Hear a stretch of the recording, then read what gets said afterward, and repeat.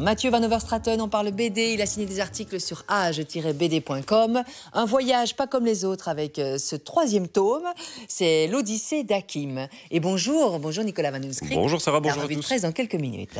Oui, c'est une BD qui tombe à pic puisque, je ne sais pas si vous le savez, mais le 20 juin, donc ce samedi, c'était en fait la journée mondiale des réfugiés.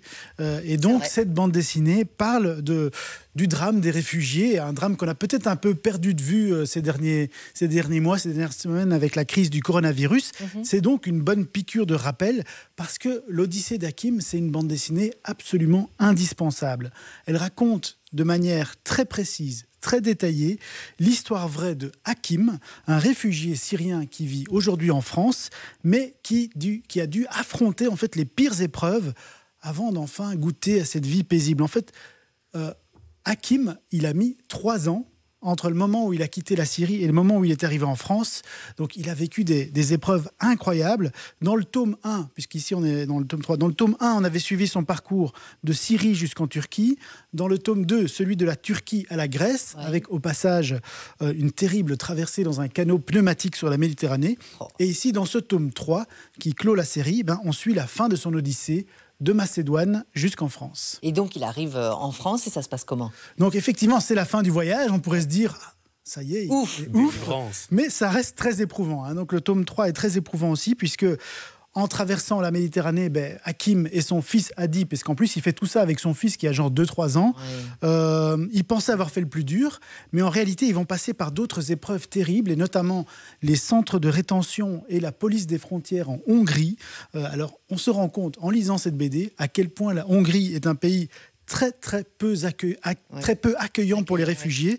Donc clairement ça va être terrible. Heureusement, il y a aussi des moments positifs dans cette histoire. Ils vont pouvoir compter aussi sur des coups de main, des actions de solidarité de la part soit de parfaits inconnus qui viennent à leur secours, soit d'autres migrants, parce qu'il y a quand même une solidarité qui se crée entre les migrants. L'auteur, c'est Fabien Toulmé. Qu'est-ce qui l'a poussé à raconter cette histoire? C'est une histoire vraie ou pas? C'est une histoire vraie, absolument. Donc Fabien Toulmé a rencontré Hakim pendant des mois et des mois pour qu'il lui raconte son histoire. Et le point de départ, c'est ce Fabien Toulmé qui s'est demandé pourquoi est-ce que les Européens ne ressentaient pas plus de compassion pour ces groupes de migrants qui risquent leur vie en tentant de traverser la Méditerranée, qui souvent se noient. Et il s'est demandé pourquoi est-ce que quand il y a une catastrophe aérienne avec 150 morts européens, tout le monde est ému. On s'imagine tous à la place de ces passagers, et pas quand ce sont 150 migrants dans un canot. Et la réponse est dans le livre? La réponse est dans le livre parce que pour lui, le problème vient du manque d'identification. On a du mal à se mettre à la place de ces migrants. Et donc, à partir de ce constat, il s'est dit « Je vais raconter le destin individuel d'un migrant qui part de la Syrie jusqu'en Europe pour que les gens puissent vraiment s'identifier, se mettre à la place de Hakim. » Un mot sur les dessins. Alors on le sait, l'histoire est lourde de conséquences aussi, mais le dessin est tout simple. Alors les dessins, c'est ça, les dessins sont très simples, presque naïfs même, et y compris dans la narration. La narration même a un petit côté naïf aussi, mais il ne faut pas se fier en fait à cette apparente simplicité, puisque sans avoir l'air d'y toucher, et en se mettant en scène lui-même dans ses livres, ça qui est intéressant, c'est que Fabien Toulmé est un personnage de ses livres, il parvient à aborder avec une grande justesse des sujets très sensibles, très complexes.